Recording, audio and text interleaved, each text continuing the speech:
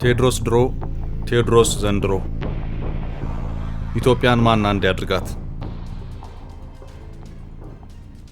የተበጣጠሰች ኢትዮጵያ ነበረች። በሰፈር ነገስታትና በትናንሽ አለቆች ግራ የተጋባች።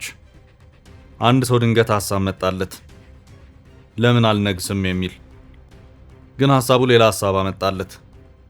ራሱ መንገስ አይችልም፣ ምክንያቱም ደሙ ለንግስና አልተመረጠም። መንገስ የሚችሉ የተመረጡ ብቻ ናቸው። ስለዚህ ምን ይሻለዋል? ሸፈተ፣ ጫካ ገባ። ትናንሹን ነገስታት እያሳደደ ጦር ገጠማቸው፣ ድል አደረጋቸው። ያሰበው ሆነ። በትንንሽ መንደሮችና መሪዎች ተከፋፍላ የነበረች ኢትዮጵያን ወደ አንድ ጠራት።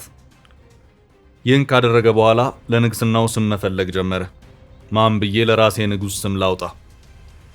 ከብዙ ጭንቀት በኋላ ራሱን ቴዎድሮስ ሲል ጠራ። ለምን ሲባል ቴዎድሮስ የሚባል ኢትዮጵያን አንድ የሚያደርግ ንጉስ ይመጣል ተብሏል። ማን ያውቃል ያ ሰው እኔ ብሆንስ ሲል ተናገረ። ክፍለ ዘመናት እንሻገር፣ ወደ ኋላ እንብረር። አንድ ንጉስ ነበረ።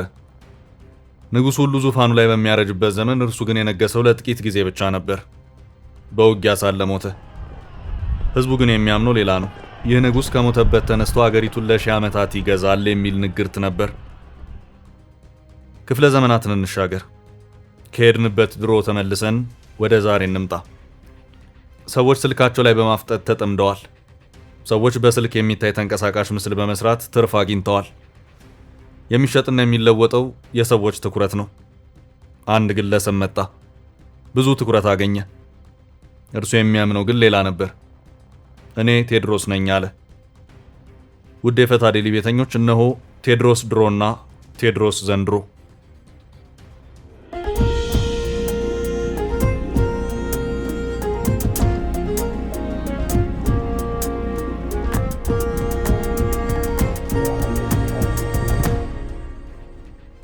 ቀዳማዊ ቴዎድሮስ። ቀዳማዊ አፄ ቴዎድሮስ በዙፋን ስማቸው ወልደ አንበሳ እንደ አውሮፓውያን አቆጣጠር ከ1413 እስከ 1416 ዓ.ም ድረስ የኢትዮጵያ ንጉሠ ነገሥት የነበሩ ናቸው። የቀዳማዊ አፄ ዳዊትና የንግሥት ጽዮን መንገሻ ልጅ ነበሩ። ታሪክ አጥኚው ዋሊስ በድጅ ቀዳማዊ ቴዎድሮስ ለ3 ዓመት ነገሱ ቢልም በብዙ ታሪክ አጥኚዎች ዘንድ ለ9 ወር ብቻ እንደነገሱ ይታመናል። ምንም እንኳ የነገሱበት ዘመን አጭር ቢሆንም የኚህ ንጉስ ዘመን በጥንቱ የኢትዮጵያውያን ትዝታ ውስጥ ምንጊዜም የማይረሳና እጅግ ተወዳጅ ነበር።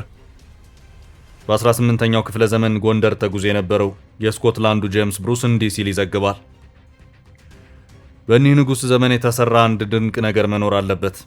ምክንያቱም የአገዛዝ ዘመናቸው እጅግ አጭር ቢሆንም ከሁሉ በፊት የኚህ ንጉስ ዘመን በኢትዮጵያውያን ዘንድ የተወደደ ነው።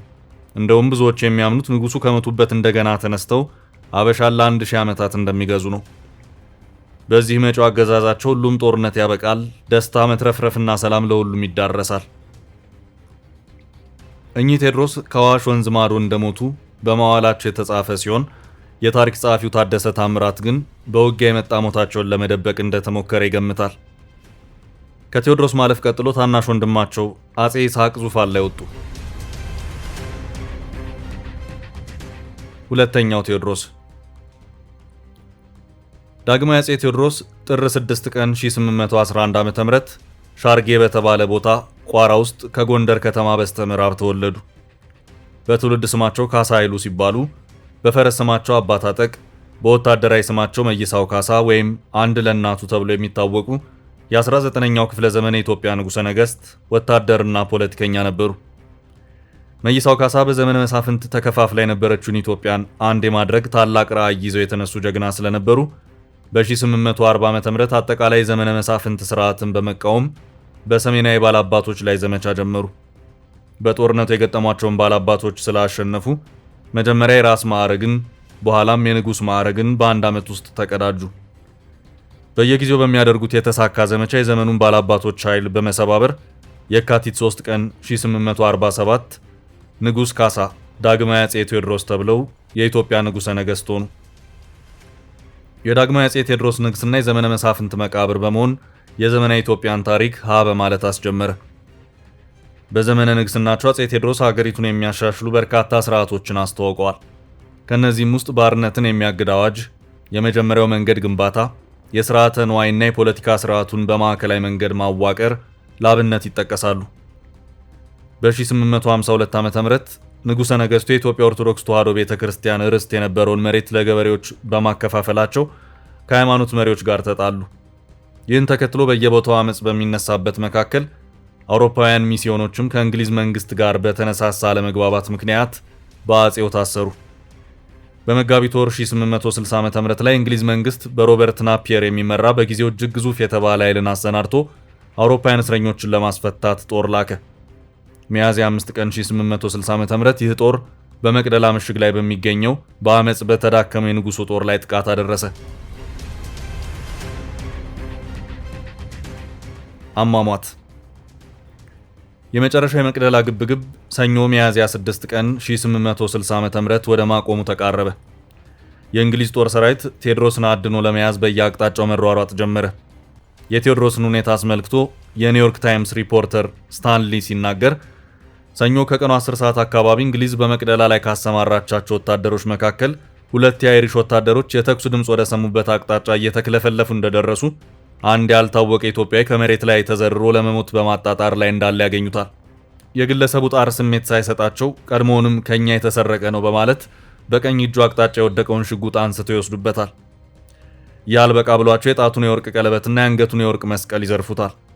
ከዚያም የወሰዱትን ሽጉጥ እያገላበጡ በማድነቅ ሲመለከቱ ከጎን በኩል ከብር ተቀርጾ የተለበደ ጽሑፍ ያገኙበታል። ጽሑፉም እንደ አውሮፓውያን አቆጣጠር 1854 ለአሽከሬ ለፕላውዲን የአቢሲኒያው ንጉሥ ቴዎድሮስ ላደረጉለት ቅንነት የተመላበት ደግነት ያለኝን አድናቆት ለመግለጽ ከታላቋ ብሪታንያ የአየርላንድ ንግሥት ቪክቶሪያ የተላከ ስጦታ የሚል ነበር። ወታደሮቹ ጽሑፉን ካነበቡ በኋላ ከነከናቸው።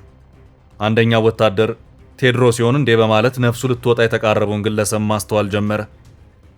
ምናልባትም ወታደሮቹ ሊለያቸው ያልቻሉበት ሌላው ምክንያት አጼ ቴዎድሮስ በጠላት መወረራቸውን እንደተረዱ ከቤተሰቦቻቸውና ከቅርብ ተከታዮቻቸው ጋር ተሰናብተው በሽጉጥ ራሳቸውን መተው እንደወደቁ ጠላቶቻቸው እሳቸው መሆናቸውን እንዳይለዩቸው በማሰብ ወልደ ጋብር የሚባለው የቤት አሽከራቸው የሚደርባትን ባለቀጭን ጥለት ነጠላቸውንና ታጥቀውት የነበረውን ባለከፋይ ቀበቷቸውን አውልቆ በመውሰድ ቁጥራቸው 15 ያህል ከሚሆን ከቴዎድሮስ ጭፍሮች ጋር በማምለጥ ተሸሽጎ እንደነበር ለእንግሊዝ ኦፊሰሮች በሰጠው ቃለ መጠይቅ ላይ ተጠቅሷል።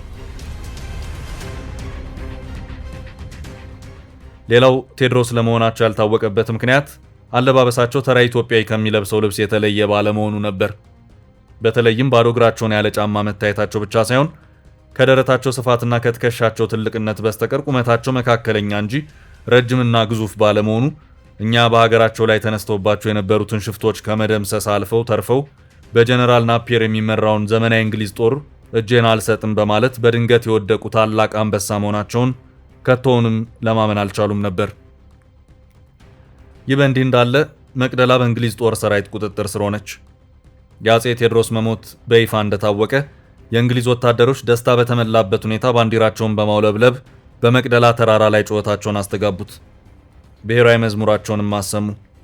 በቴዎድሮስ እጅ ታስሮ የነበሩትም እስረኞች ሟቹ ሬሳ አካባቢ ፈንጠዝያ ግብዣ ለማድረግ ከያሉበት ተጠራሩ። ህዝቡም ሬሳውን በደንብ ለማየት እንዲችል ወደ ሜዳ ተጎትቶ ተቀመጠ። ዙሪያውንም በመክበብ እርቃነ ስጋቸው እስኪታይ ድረስ የለበሱትን ልብስ በብዙ ቦታ ተለተሉት። በወቅቱ አይን ምስክር በመሆን ያረጋገጠው አሜሪካዊ ሪፖርተር ሕይወታቸው ስላለፈችው የመቅደላ ጀግና ሲያብራራ የተለየ ክብር ሳይደረግላቸው ጠባቂ ዘብ ባጠገባቸው ሳይቆም በቃሬዛ ላይ ለብዙ ሰዓት ያህል ከመሬት ተዘርረው ጸጉራቸው ተሸልቶ ልብሳቸው ተገፎና ተቀዳዶ ከፊል እርቃነ ስጋቸውን በማየቴ የቀድሞ ቴዎድሮስ መሆናቸው አጠራጠረኝ ይልና ራቅ ብዬ ስመለከት ብዙ ኦፊሰሮች በደም የተበከለውን የቴዎድሮስን ሸሚዝ ለኔ ይገባኛል በማለት ሲሟገቱና ሲጣሉ ተመልክቼ ነበር ብሎ ንግግሩን ይደመድማል። ስለሆነም በዚያን ጊዜ ቴዎድሮስ ሲነግሱ ለብሰውት የነበረው የክብር ልብስና በአንጻሩ ደግሞ ከሞቱ በኋላ የተወሰደባቸው በደም የተበከለ ሸሚዝ በእንግሊዝ ሀገር ራቅ ባለ ሰሜናዊ ክፍል ባንክፊልድ ሙዚየም ተብሎ በሚጠራው መዘክር ውስጥ ሲገኝ የተሸለተው ጸጉራቸው ግን ለንደን ከተማ ናሽናል ዋር ሙዚየም ውስጥ እንግሊዞች አጉል ጀብደኝነታቸውን ለማስታወስ ብሎ አስቀምጠውታል። ይህንን አስነዋሪ ድርጊት ያስተዋለ አንድ ታዛቢ የቴዎድሮስ ሬሳ ከፊል እርቃኑን ስለነበር የሰው መሳቂያ ሆኗል በማለት ለናፒር ተናገረ። ናፒር ግን የተሰራው ስራ አንድ ወታደር ከሚያደርጉ የዲሲፕሊን ስርዓት ውጪ መሆኑን እየተገነዘበ አንዳችም የቅጣት እርምጃ ሳይወስድ ቃሬዛው እንዲለብስና በማግስቱ ለቀብር እንዲዘጋጅ የሚል ትዕዛዝ ሰጠ። ሆኖም ይህ ከመፈጸሙ በፊት በስዕል መልክ ፎቶግራፍ እንዲነሱ ተደረገ። ምንም እንኳን ጀነራል ናፒር የአፄ ቴዎድሮስ ሬሳ ለቀብር እንዲዘጋጅ ብሎ ትዕዛዝ የሰጠ ቢሆንም የት ቦታና በእንዴት ያለ ሁኔታ ቀብሩ እንደሚከናወን ገና አልተወሰነም ነበር። ይህም ጉዳይ ለሟች ባለቤት ለእቴጌ ጥሩ ወርቅ በጥያቄ መልክ ቀርቦላቸው ሲመልሱ በግል ቤተ ክርስቲያናቸው ውስጥ ፍትሐተ ጸሎት እንዲደረግላቸው ይፈቀድ ይሆናል የሚል ተስፋ አለኝ በማለት የተናገሩት በጀነራል ናፒር ተቀባይነት በማግኘት የአፄ ቴዎድሮስ ሬሳ በጎጆ ውስጥ እንዳለ በነጭ ጨርቅ እንዲጠቀለል ተደረገ። ከዚያም በወርቀ ዘቦ ያሸበረቀ የአገር ልብስ ከለበሰ በኋላ በአልጋ ላይ ተደርጎ ወደ ቀብር አመራ።